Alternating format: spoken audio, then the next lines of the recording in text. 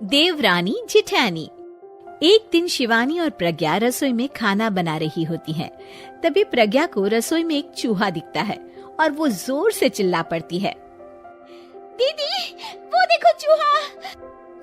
वो डर के स्लैब पर चढ़ जाती है। अरे चूहा ही तो है, तू तो ऐसे डर रही है जैसे तूने कोई भूत देख लिया हो। कितनी डरपोक है तू भी ना प्रज्ञा। आप ज्यादा हंसो मत दीदी, हर इंसान को किसी न किसी चीज से डर लगता है। लगता होगा, पर मुझे तो किसी चीज से डर नहीं लगता। मैं तो बहुत बहादुर हूँ, पर तू हद कर दी भाई, एक चूहे से डर गई है। एक दिन प्रज्ञा अपने कमरे से बाहर निकल रही होती है और तभी शिवानी उसे पीछे से आकर डरा देती है। प्रज्ञा एकदम से उछल पड़ती है। दीदी ऐसे भी कोई मजाक करता है क्या? अरे जरा अपनी शक्ल तो देख, एकदम बैंगन की तरह नीली पड़ गई है। अरे मेरी देवरानी इतनी बड़ी डरपोक है, मुझे तो पता ही नहीं था। आप ऐसे चौंकाओगे तो कोई भी डरेगा ना?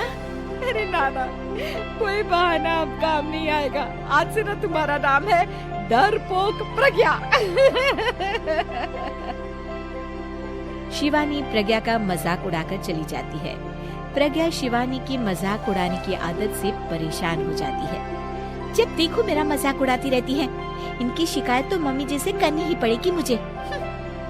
प्रज्ञा अपनी सास के पास जाती है और उन्हें सारी बात बताती है कि किस तरह उसकी जेठानी उसके डर का मजाक उड़ाती है। ओहो, तो बड़ी बहू को बड़ा घमंड है अपनी बहादुरी पर। कोई नहीं, अभी उसका घमंड तोड़ देते हैं। मेरे पास एक तरकीब है छोटी बहू, एक काम कर तू। प्रज्ञा की सास उसे अपनी जेठानी को डराने का प्लान बताती है। ये तो बहुत अच्छा आइडिया है मम्मी जी, क्या बात है। आइडिया सुनकर लग रहा है कि आप अपने बचपन में काफी शरारती रही होंगी मम्मी जी। अब आएगा मजा मेरी बहादुर जेठानी जी को। प्रज्ञा अपनी जेठानी को डराने का एक प्लान बनाती है। रात में वो शिवानी के पास जाती है और कहती है, दीदी मुझे ना बहुत डर लग रहा है। क्या हुआ मेरी डरपोक देवरानी?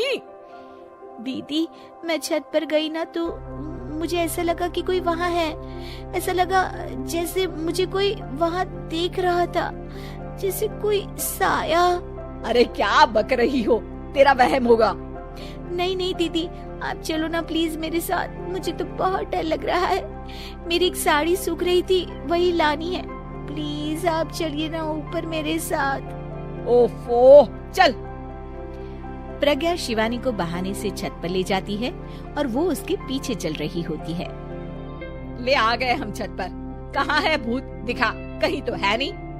तभी प्रज्ञा चुपके से सीढ़ियों पर छुप जाती है और शिवानी छत पर अकेली रह जाती है। अरे प्रज्ञा कहाँ चली गई? प्रज्ञा एकदम से सीढ़ियों का दरवाजा बंद कर देती है। अब शिवानी को डर लगने लगता है।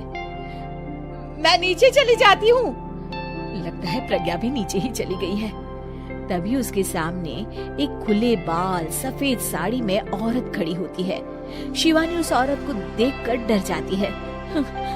हाल तू जलाल तू आई बला को टाल तू, हाल तू जलाल तू आई बला को टाल तू।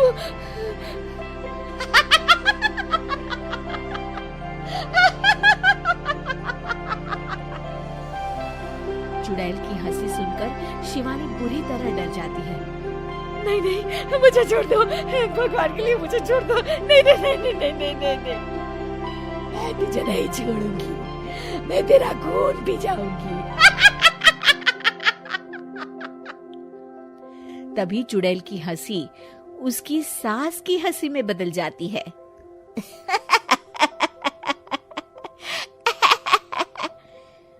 मम्मी जी, ये तो मम्मी जी की आवाज है।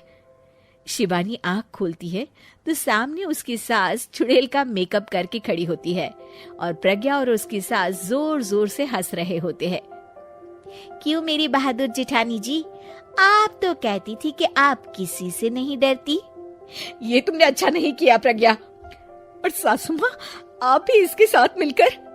और नहीं तो क्या बहू, तुम अब मेरी छोटी बहू का ऐसे मजाक बनाओगी तो मुझे तो चुड़ैल बनना ही पड़ेगा ना।